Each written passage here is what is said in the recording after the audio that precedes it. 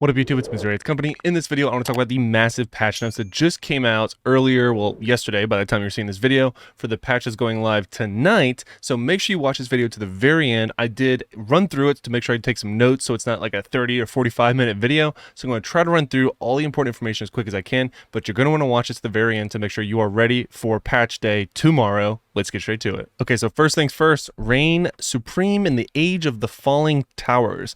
As you can see, we got PvP coming, which everyone is talking about. Good, bad, or indifferent. We're going to cover all that right now. So there was a lot of hypothetical that we talked about, but again, the period it's going live tonight, basically. So first things first is the accursed towers clan-based game mode. Basically what this is a both PvE and PvP game mode. In order to unlock the tower, you will be able to both go into the tower and kill mobs in it. Once in there, you will actually not be able to kill the mobs right away. You have to look for something that's called the curse source, and that's again in the PvE element. Once you find this curse, curse source, so you're finding the source of which is cursing all these demons or whatever, then you're gonna be able to actually kill the demons. Once you're able to kill the mobs, you'll be able to actually collect cursed shards as well as the new cursed gear or cursed items. So keep that in mind, and definitely worth doing. Once you have done that, and basically this is a PvE VP in the sense of other clans are going to be trying to obtain this tower as well, and the best time for how much cursed shards you acquire will then give you the best opportunity to get this tower. Now, all clan members can participate in this event. However, only I believe they said the top 10 clan members with the highest cursed shard amounts will have them added to your team's total. So basically, the more you collect the fastest, the more you're going to be able to have a better chance of your clan getting a hold of that tower. Now, once you have acquired the tower, that's when the real fun begins. So then you go down here, and it is really important to note, you can actually see the clan occupied towers. You can unfortunately only have 2. We thought this was going to be sort of like a kingdom builder in the sense of like where you could get all these towers and collect more and more and more power. But you can actually only have a maximum of 2 per season. Now you're going to ask, how long is the season? The season is exactly 8 weeks or 2 months. So very interesting stuff there. And then so you're going to notice right here on screen the corruption. So the corruption is when you are in what we're going to call, just for conversation's sake, the PvE mode. You're going to actually be able to you're going to get corruption, which is going to be a PvE attack on your tower, where basically you do the same thing again that you did to gain the tower, and you defend off the the corruption or the monsters, if you will. Now, once you have done that, you actually will be able to get additional contribution points, which will then allow you to get up to 3 remaining chests, and then those contribution or these the possible rewards in the chest could be legendary items, the reliquary items, a legendary item. It looks like a reforged stone potentially, and I'm actually not sure what that is, but I think it's a reforged stone, or it could be something else for the new cursed gear. I honestly have no idea. But again, you can see the collecting and purify cursed shards, and then defending the tower. So purifying the tower as well as defending the tower both get you contribution points. So you're going to want to make sure you do it as much as possible. The one thing I do want to note as well is that it sounds like this is, you can see when it's building up. So once it gets to a certain point is when you actually have to go in and defend the tower. So it says, and this, I want to read this in particular. So once your corruption meter reaches a certain amount, demonic incursions will follow. I don't know why I can't speak tonight. Members of your clan must come to defend your tower promptly, or else it will be lost and can be reclaimed by another clan. So it does seem like that it's not like a set time that'll happen. It just kind of grows, and then once it gets to that certain point, boom, you have to actively defend your tower. So it could be in the middle of the night is how I'm interpreting it. Could be wrong. We'll have to see tomorrow once it comes out. But overall, I think this is a really cool PvE side in order to gain tower power as a free-to-play and or a smaller clan. Now, let's say you're in a stronger clan. You can actually straight up avoid the PvE element in terms of the waves, so you actually don't have to do any of that, and instead you can power up your tower with the accused towers menu. Your clan leader can choose to power up your tower. Doing so will not only end the attacks on it from demons, but will increase the bonuses provided by your tower and periodic rewards provided by the reward chest inside of it. So basically you get, if you toggle on PvP tower mode, you will then be able to get more or more powerful buff as well as more items within your chest. but it comes at a cost. So beware, as powering up your tower does come at a cost. Other clans will be able to challenge your clan to a PvP match for control of the tower. So contesting a tower, this is the map that DM spoke of, where it's basically a fully symmetrical map, and it's like a zones or territories type thing, where you want to control. There's 5 total. You want to control more. The more you control at one time, the more points you get. So if they only have 2, you have 1, then they're getting more points than you are. And you go up to what seems to be 1,500, and it is 10v10, which is pretty sick. So the rewards gained from towers should be desirable, right? The other clans on your server will certainly think so. Starting the second week of a season. So again, the season is 8 weeks long. The second week, so after the first week, clans will have a second tower under their control. So you can only have 1 tower the first week. Second tower will come at the second week, and you have to fight for it. We'll be able to attempt to challenge for tower ownership from another clan through an all-out PvP match. Should your clan prevail, they'll not only leave with bragging rights and a new tower to receive periodic rewards from, but they'll also a bevy of rewards from participating in the PvP match, which include cursed items, which we're going to talk about here in a second. So very, very exciting stuff here. I cannot wait to see all the drama that's going to unfold when you have a PvP clan base like this, that outside of the Immortal struggle, this will be just an ongoing thing that people are going to fight over. So very, very cool. So, and then for those of you that are clan leaders, or you really just want to make sure you have the jump on this come time for this patch coming out tomorrow, you do want to make sure you pay close attention to this right now. So because the first season of the Accursed Towers begin midweek, the schedule for the first week will differ from subsequent seasons. The gameplay itself will be as details above, but here's the schedule. So make sure you plan accordingly based off this information right now. So March 30th, after the maintenance period, between that point and March 31st at 3 a.m. server time, which is basically going to be all day tomorrow, the clan leader will decide which tower they would like to try to claim. So clan leaders, if you are not able to get on tomorrow, you're going to want to make sure you pass leadership to someone else so they can do it for you. This is a really, really big part of the game. So March 31st, 3 a.m. to April 1st at 7 p.m. server time, collect cursed shards at chosen tower. So again, you get 1 day in order to collect the cursed shards. So again, if it is 2 different clans want the same tower, whoever has the most points based off the top 10 are the ones that are going to get that tower. April 1 p.m. April 1st, 7 p.m. server time, cursed shard clan totals are counted, and the clan with the most at each tower claims that tower. So let's go ahead and pull up our handy dandy calendar here. So it does look like, so yeah, it's putting us into that week of, so basically this week. So the update will come out the 30th. You get 1 day to pick your tower, 1 day to get as many shards as you can, and then on Saturday the 1st is when it looks like will be accounted to see which tower you will be able to get based off how well you did, and so on and so forth. So it looks like it will go to a normal week next week, starting Monday, April the 3rd. So very, very cool. Looking forward to that. Ultimately, I think that this is a very good thing. This is a very good addition to the game. It will allow for a completely different focus from what we are currently doing, while still being able to get a ton of rewards. Again, you can see some experience there, and all in all, and some gold, passive gold, it looks like. We covered in a separate video what some of the benefits could be, so look at that video, my last video, if you're interested in that. Ultimately, I think this is a massive W. The only downside I will be, for full transparency, that I think will come from this is that because the PvP is sort of set based off of time, and it's only 10 people, there is, I would say, 80 to 90% of people are never, actually exactly 90% of clans are never going to touch this. 90% of the people within a clan will never go into PvP, myself included, because it's only 10v10, and you're really only going to need your 10 whales. Now, in the event, obviously, a whale's not available, then you're going to have to go down to the next person. But again, basically 90% of people in a clan are never going to even see this PvP, which is really interesting. I'm curious how that will play out in the long run. It looks like a phenomenal PvP map. I hope they translate this into a battleground setting, because honestly, this is what everyone would want from a PvP aspect. So it'd be hella cool. So that is my one concern so far. But let's go ahead and continue. I'll talk about the cursed items. So cursed items, I did take some notes. So I'm just going to cover them really quickly because I don't want to make this a super long video. We're already at almost 10 minutes. Oh my gosh. So cursed property, basically cursed items can come in sets of 2. Now you're going to get a cursed property that has a cursed item rather that has a pro and a con. You have to find at least 2 that have a pro in order to activate those pros, but when you activate those pros, you will then also activate the negatives. So an example of that is you get you summon your summoning skills, so you get shoulders that give you your summoning skills have a chance to release a demonic roar, dealing damage to nearby enemies. And then the downside is increased cooldown of dash skills. But then you come you stumble across a pair of boots that does the same positive, which is your summoning skills have a chance to release a demonic roar dealing damage to nearby enemies, but then it has a separate negative, which is reduced primary attack damage. Because you now have 2 or a set of them, you will now activate this one buff, but you will receive both negative sides. So you will both receive the increased cooldown to dash skills as well as the reduced and primary attack damage.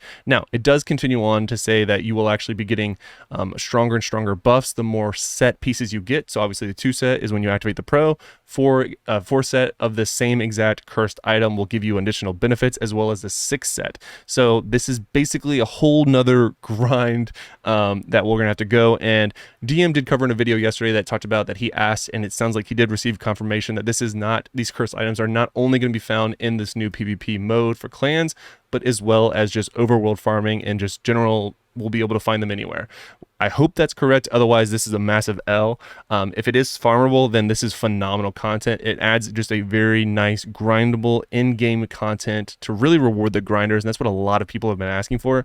On as a side note, it does kind of stink that you have to re-grind all your gear all over again. And I'm curious if it's item level specific. You know how like our legendary gear currently, when your I said item level, when your Paragon level goes up, you can basically find that same exact legendary piece, but make it better because your Paragon level is higher. Is it going to be the same for cursed items? Because at that point, the grind is inevitable. You're just never going to stop grinding, because you could go from Paragon, 610 to 615 and need to regrind all of your cursed items again, which sounds like they're going to be pretty rough to find. But maybe not. I hope that's not the case. It's not mentioned in the patch notes, but it was covered in sort of the sneak peek that the other content creators did receive as being part of the Diablo partner program, that you're going to be able to reforge your cursed sets or your cursed items as well, which is a massive, massive change. And it really is a good one. I'm glad they went ahead and did that up front. So moving on. So they do grow in power, like I said, both positive and negative. So really cool stuff here. Now let's go into the brand new dungeon. This is a boat themed dungeon. This is probably going to be the one I grind the most. From aesthetic standpoint, it looks beautiful. It does have a brand new set of set pieces to go along with it, which we'll talk here about it in a second. But yeah, this one looks really, really cool. If you haven't seen some of the video footage, go look at YouTube. Well, you're on YouTube, obviously. Go to the video on Diablo Immortal's actual own page, and they show a lot of sneak peek footage of this, and it looks really, really cool. The artwork is phenomenal. Again, the artwork of this team is just unparalleled to anyone else. Moving on, we have an elite quest. So basically, you're going to go into this quest, and you're going to be defending a mage clan. So travel to a town under siege, defend a mystic observatory belongs to one of the mage clans, and explore the deadly horizon of the astral realm. The astral bloom awaits you, adventurer. Seems really cool. Again, more PvE.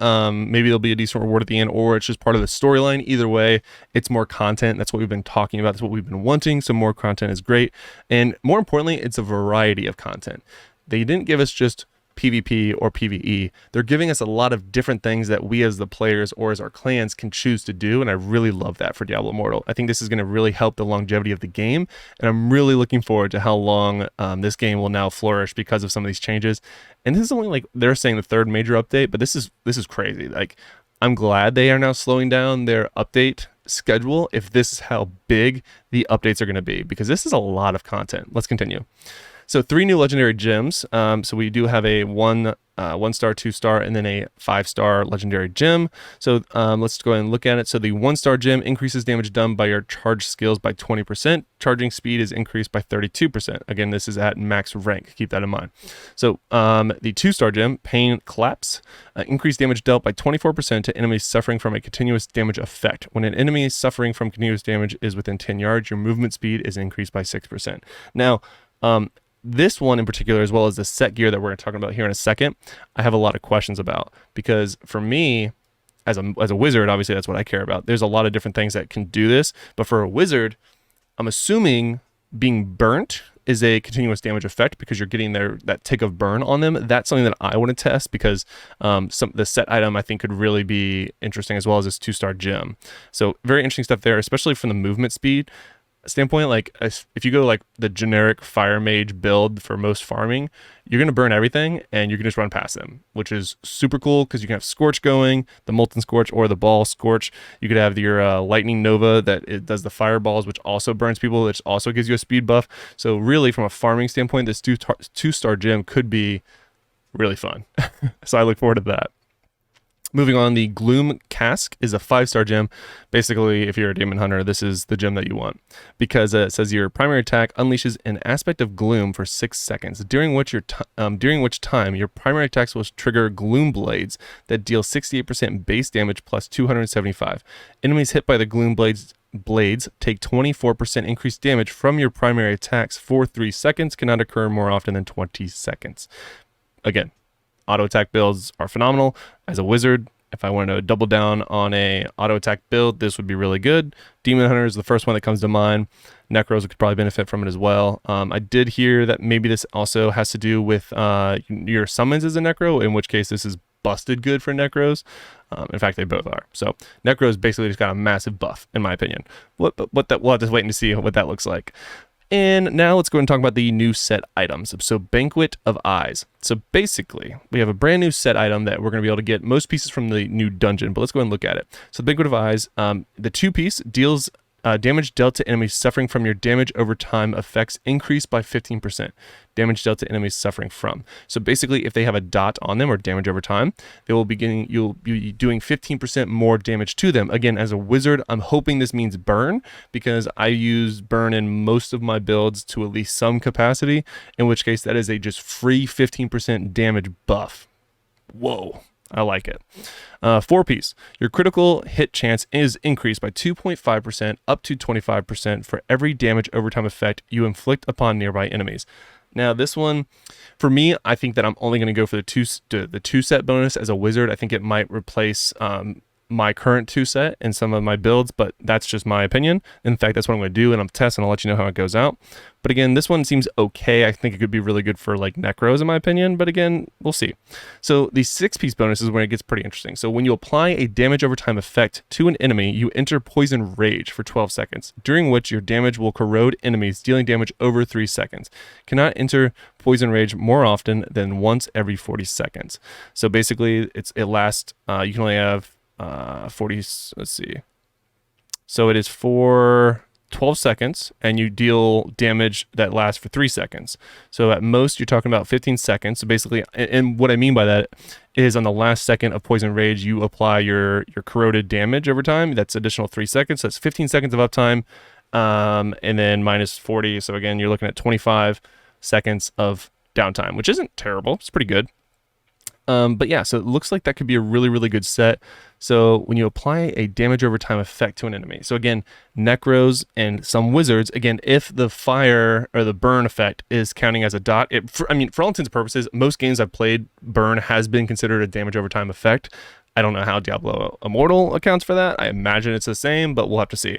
But you could make a point that maybe a 6-piece bonus for this would be good. I don't know if I'll go the route of fully grinding it out, but I mean, hey, maybe since we didn't get new hell levels, maybe this is something that I'll grind for as a offset to test out for you guys. Let me know if you want to see that in the comments below, and maybe I'll grind for it.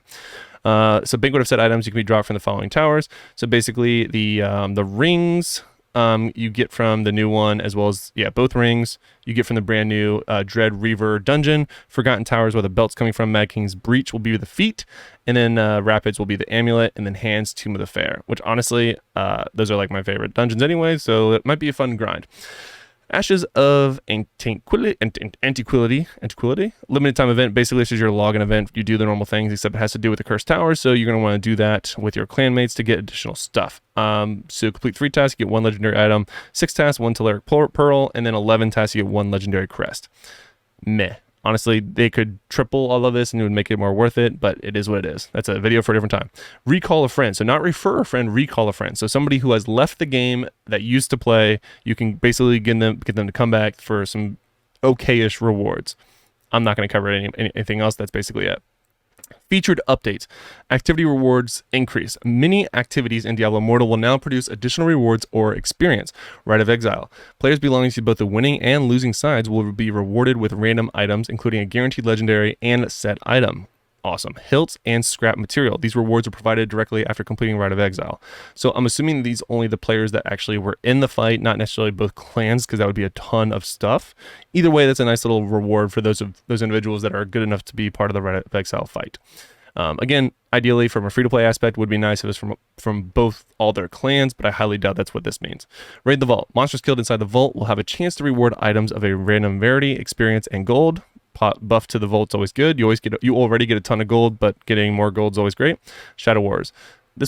I like this one a lot. Players that engage in the Shadow War will be rewarded with increased experience and a guaranteed random legendary item. Thank you. This will hopefully increase the amount of people that are part of the Shadow Wars, which is really, really good. Defend the vault. So as a immortal, players that successfully defend the vault will be rewarded with hilts, experience, gold, and scrap material. Cool. Immortal Age of Advancement chests. So we'll reward hilts, items of a random rarity, and gold. Slight buff to the immortal system. Oh, again, can't talk. Heavy ornate chests will reward 1 monstrous essence. This is beautiful. All main quests rewards additional experience. Okay. So if you're starting over or coming back and you never hit max level, you can get more experience that way. You can probably level up faster, but then you already get that after you hit level 60 anyway. So maybe this will help you get to level 60 faster is how I interpret that. Players will receive a rare crest as they complete exploration achievements for each zone with a milestone of 50, 70, and 100. Awesome. Developers note, one overarching theme of this patch is the restructuring of rewards. Our main goal was to dial up what players are earning for participating in different activities based primarily on how much time the activity tasked to complete, which makes total sense, as well as what the rewards actually offer. Cool. Battleground and Rite of Exile balancing. Basically, instead of only being able to kill 50 people, 55 people and winning, you need to kill 65.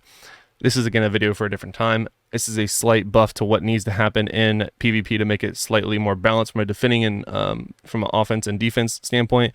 But obviously, defense still is going to have a massive bonus. If you're, 10 isn't going to do much, but it needs to be more. But it is good to note that this is both Battleground as well as Rite of Exile. Shadow War time changes, so basically to account for the new Cursed Tower, since they're going to be happening basically the same time as Shadow War. It's going to happen on the same day, but they changed the current time of the Shadow War. So basically you will need to be on Thursdays and Saturdays, but for longer because you have to do Shadow War as well as the new tower event. I'm okay with that. It's only set days, so you can kind of plan around that if you really need to. Rare Crest, up to 10 Rare Crests may be used with each Elder Rift run. We've been asking for this for a while, which is really, really great. And because of the last update where they buffed Rare Crest, and at least in my opinion, this is a very nice change, and you're going to burn through them much, much faster. Here is Journey Chapters 5 and 6. Basically, you're going to be able to get more stuff. They added here is Journey 5 and 6. I haven't completed 1 through 4, but if you have, there you go. You can get additional stuff. Not enough in my opinion, but it is what it is. Hilt's Vendor. This one is pretty massive in my opinion. So the Hilt's Vendor has just increased the inventory. The following 2 transactions may be performed up to 15 times a week. Trading 100 Hilts for 50 scrap materials, or trading 75 Hilts for 5 enchanted dust. Again, you can do it up to 15 times each, so this is a nice bonus to be able to upgrade your items, your legendary items, which is what I need to do as somebody who left the game and came back. It's one of my biggest regrets, and I said it several times, is that I literally can never catch up, and that really stinks to think about. But this is a nice way to catch up if you are willing to farm your hilts, which I have a decent amount of, so that's a massive W in my opinion. Activity calendar, they're including a few things such as today and tomorrow, so that's interesting. Navigation menu, they're adding a new clan tab. Doesn't change anything about the clan tab, but the functionality just adds a quick way of getting to it. The quest tab will be removed from the navigation menu. Quests can still be accessed via the quest tracker. Again, this was an unnecessary part of the navigation menu, so this is a good addition. Basically switched out the clan tab, they added the clan tab in place of the quest tab. New bestiary entries, we're getting 20 more. Awesome. You're going to get a legendary crest for completing increments of 50 and 100. Again, could triple that. That'd be better, but it is what it is. Finding, joining, and recruiting for a clan can now be accessible, more accessible than ever. So again, you can see it's easier to join a clan.